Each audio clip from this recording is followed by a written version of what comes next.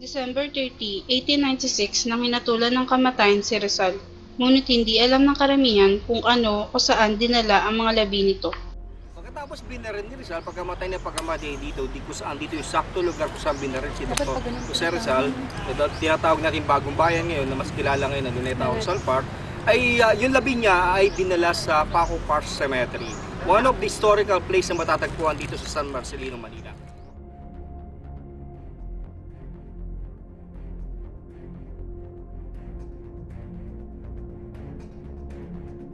Good morning, Rizalian! Nandito po tayo ngayon sa Paco Park na dati ay Paco Cemetery. Dito unang nilibing si Rizal pagkatapos ng ma-execute noong December 30, 1896. Paco Park, na dati ay Paco Cemetery. Naitayo ito noong 18th century as a burial place for favored families of Intramuros. Nakumpleto ang pagpapatayo nito noong 1822. It was also used for the burial of cholera victims. Sa Paco Cemetery inilibing ang mga labi ng tatlong paring martir na sina Jose Mariano Gomez, Jose Apolonio Burgos at Jacinto Zamora. Dito sa Paco Cemetery din dinala at sekretong nilibing ang mga labi ni Rizal matapos siyang hatulan ng kamatayan. When Jose Rizal died from the bullets of martyrdom fired by the Guardia Civil on December 30, 1896, his body was hastily removed from the plains facing Manila Bay and literally dumped in an open hole in what was then and still today Paco Cemetery.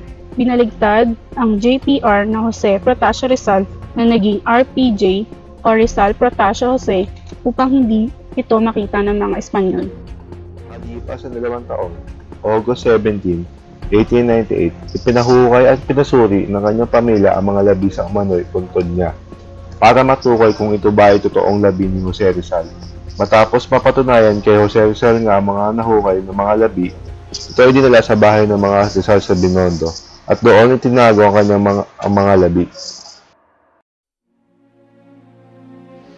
December 30, 1912, a solemn ceremony was held to finally bury the remains in the base of monument dedicated in the memory of Rizal.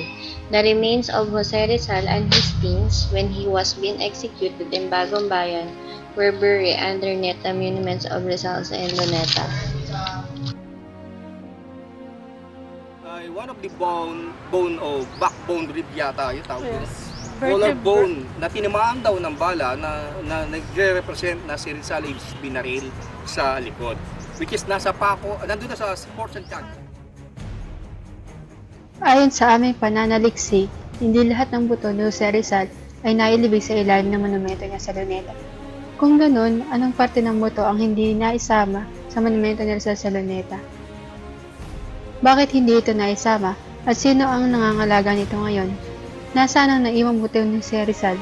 Nagtungo kami sa Rizal Shrine sa loob ng Port Santiago sa Intramuros, Manila.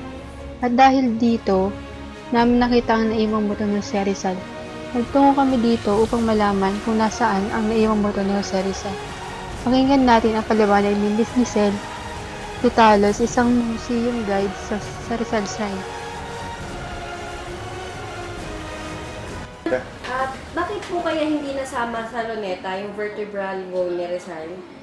Okay, so actually, yung history kasi noon, after nung Philippine-American War, that was 1898, they exhumed the remains of Dr. Rizal sa Paco Cemetery. So from Paco Cemetery, they transferred it to Binondo, Manila, so sa house ng relatives ni Teodoro Alonso. And after that, last December 29, 1912, they transferred the remains of Dr. Rizal sa Luneta. And then, his family himself, they decided to donate yung bones si Dr. Rizal dito sa museum.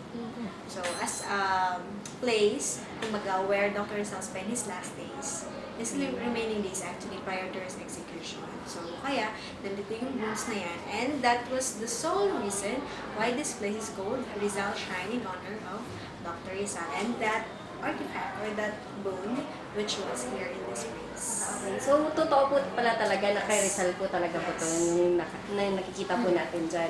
Totoo ba na yan yung tinamaan na part ng Yes. bala? Okay, so that is where the bullet passes or hit by during his execution. So, paano nyo po na-preserve yung bone Yung nyo buto dyan? ni Bakit Rizal. still andyan pa rin siya? Actually, because we are under National Historical Commission of the Philippines, so we have this division na Heraldic Preservation Division. So they are responsible for the repairs, for the conservation, and we have conservators. We do have equipments to conserve yung tangible, yung beauty or yung within that certain artifact. Kaya din po siguro bawal yung may flash na Yes, camera doon so, sa... That's why we do have museum rules for that purpose.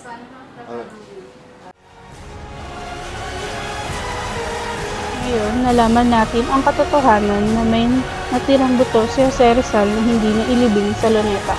At ito ay ang parte ng kanyang backbone na kung tawagin ay vertebral bone na dinaplisa ng bala noong hinatulan si Jose Rizal ng kamatayan.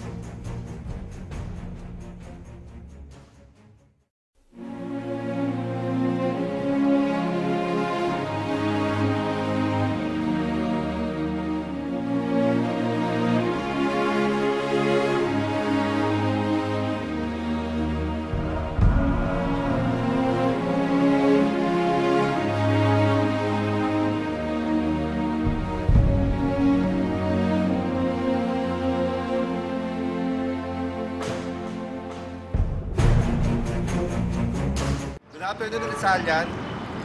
Ito na po, tapos na po ang aming documentation. Credits ko lang po, ako po si Marisa Manisa Barisa. I'm Jessica Margarito. I'm Queenie Trecho. I'm Dayan Mira. Yay! Yay! Ako po yung cameraman, Ayun! Christopher Palomas.